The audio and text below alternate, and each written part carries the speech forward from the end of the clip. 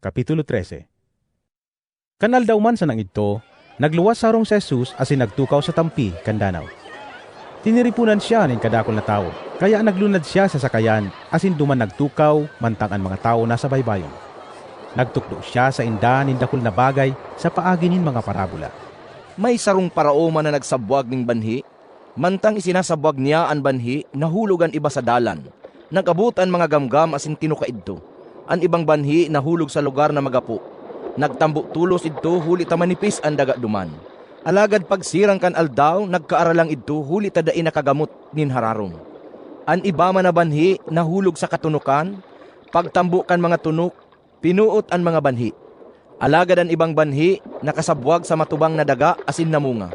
An iba mananggatos an bunga, an iba 60, an iba 30. Nagsabi si Jesus, An may talinga magdangog.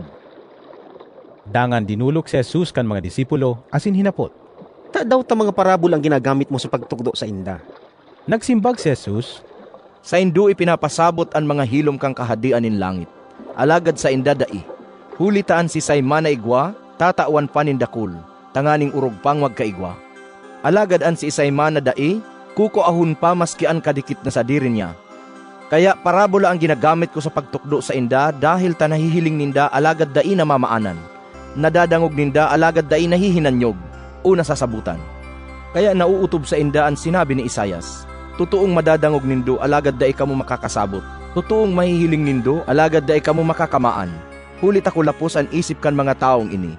Tinatahuban nindaan sa indang mga talinga. Pinipirong nindaan sa indang mga mata. Tatibaad sinda makamaan. O makadangog o makasabot. Dangan magdulok sako nganing paumayan ko.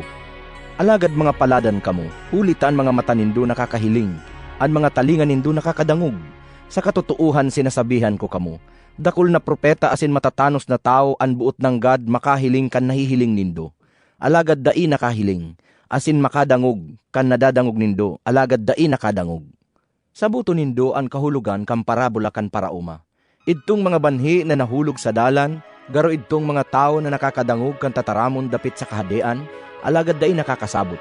Minaabot ang demonyo dangan inaagaw ang isinabwag sa puso ninda. Ang mga banhing nakasabwag sa lugar na magapu, garo idtong mga tao na maugmang minadangog sa kaminaako tulos kan tataramon nin Dios. Alagad dai nakatadom, nin marhay ang nadangog kaya dai nahalon. Pag-abot kang karibukan o kasakitan, dahil sa tataramon, minabaya tulos sinda. Ang mga banhing nakasabwag sa lugar na matunok, garo itong mga tao na nagdadangog kan tataramon. Alagad ang tataramon pinupuot kan mga kahaditan sa buhay na ini asin kan pagkamuot sa kayamanan, kaya dai nagbubunga. Alagad ang mga banhing nakasabwag sa matubang na daga, garo itong mga tao na nagdadangog asin nakakasabot kan tataramon nin Dios. Namumunga ng gadin dakul, an iba 100, an iba 60, asin an iba 30. sa rupang parabola anin istorya ni Jesus. Ang kahadian nin langit nakakaagid sa sarong paraoma na nagsabwag nin marahay na banhi sa saiyang uma. Alagad sarong banggi mantang tururog ang gabos, nagabutan kaiwal niya, sinabwagan nin mga duotan uma, saka naghalik.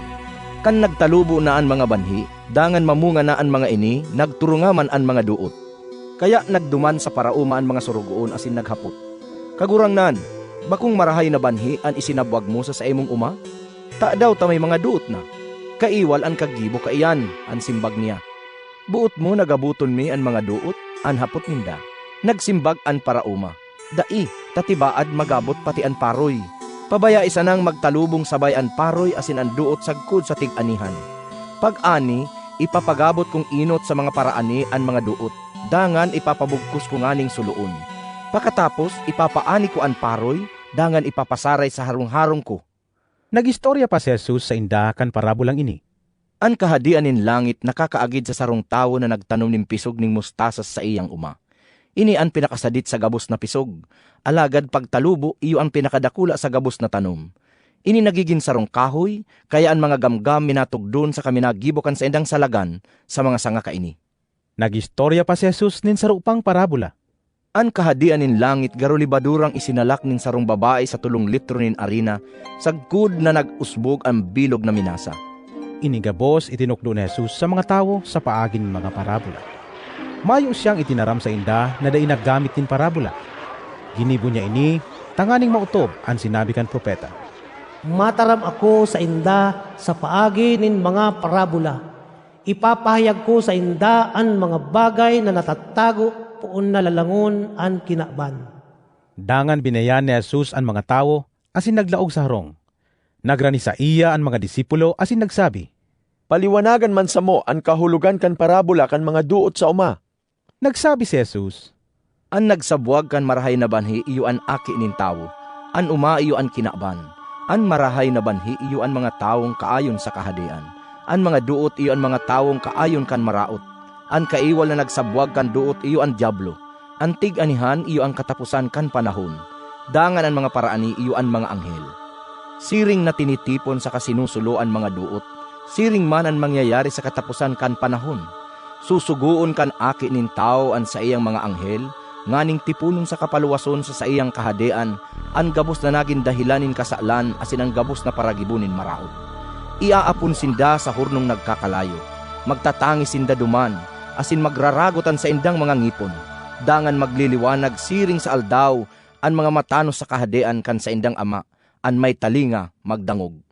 An kahadian nin langit nakakaagid sa kayamanan na natatago sa uma. Nakalut iyanin sarong tao alagad tinahuban niya giraray. Dangan sa iyang kaugmahan ipinabakal ang gabos niyang rogaring asin binakal an umang iyan. An kahadian nin langit nakakaagid man sa sarong negosyante na naghahanap nin mga marahay na klase nin perlas. Kan makakuha siya nin pambihirang klase nin perlas, ipinabakal niya ang gabos niyang rogaring asin binakal an perlas. An kahadian nin langit kaagid man sa sarong hikot na initsa sa dagat asin nakadakop nin manlain-lain na klase nin sira. Kan panunaan hikot, ginuyod ini kan mga parasira sa baybayon. Linain ninda ang mga marahay na sira asin ibinugtak sa banyera. Alagad inapon ang daay mapakikinabangan. Arog ka ini ang mangyayari sa katapusan kan panahon. Maluwas ang mga anghel. Lalaino ninda ang mga maraot na tao sa mga matanos. Dangan ang mga maraot iaapon sa hurno. Magtatangis sinda duman asin magraragot an sa indang mga ngipon. Hinapot ni Jesus ang sa iyang mga disipulo. Nasasabutan nindo ang mga bagay na ini? Opo, Ang simbag ninda.